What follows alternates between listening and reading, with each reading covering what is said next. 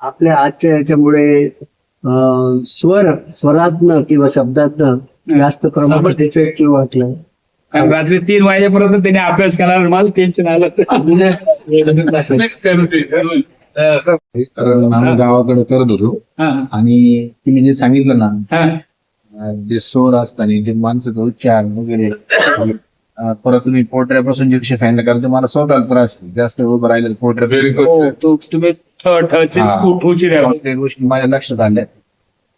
प्रगती करा पण प्रॅक्टिस करा. हो इतक्या ओघावत्या भाषेत सगळ्यांना समजून सांगितला खूप छान वाटलं.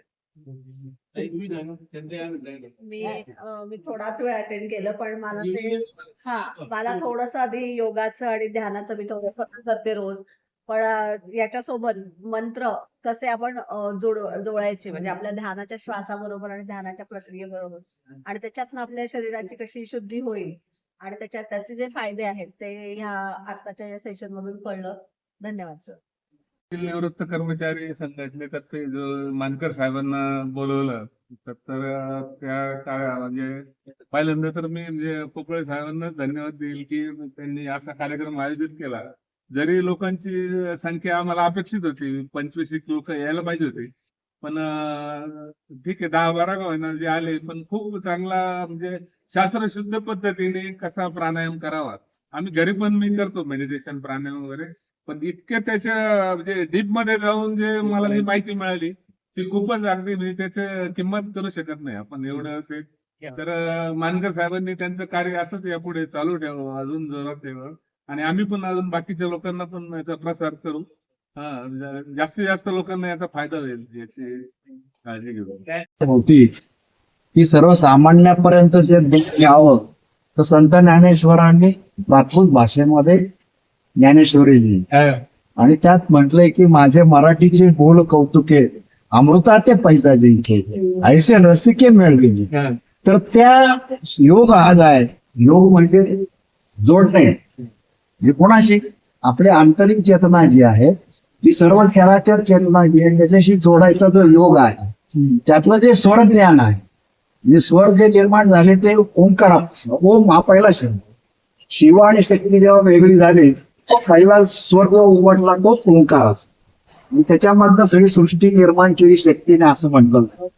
असं त्यातलं जे स्वर आहेत आपले मराठीतले 12 खडी त्याच्यातनं निर्माण झालेलं आहे. त्या स्वरांमधनं आंतरिक चेतनाचे स्पंदन जाणवण्याचं जे कौशल्य आहे जी साधना तुम्ही प्राप्त केली आहे ती निश्चितच आपलं आरोग्य मानसिक आरोग्य आणि शारीरिक आरोग्य मेंटेन करण्यासाठी आमच्यासारख्या ज्येष्ठ नागरिकांना हे अतिशय उपयोगित आहे असं म्हणूया.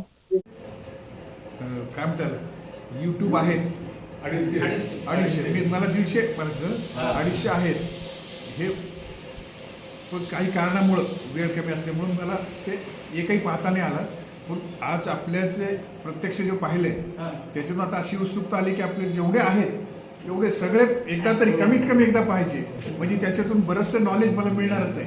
दीपक योगा अँड मेडिटेशन असं करता येईल म्हणजे बघा आपण जर सगळे पुन्हा आलो नाही ते आपण सगळे एका वेळेस बघू शकतो. कार्यक्रम वाटप केलेला आहे.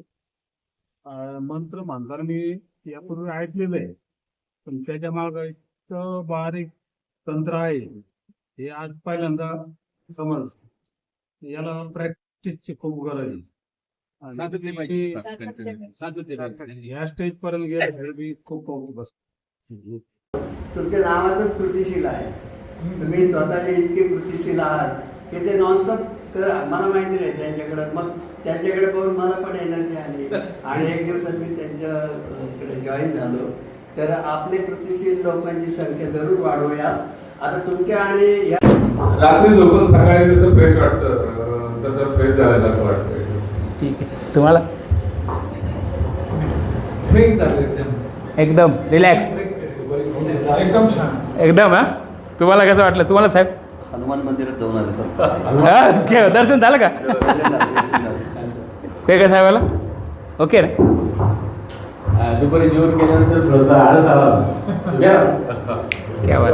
चला धन्यवाद.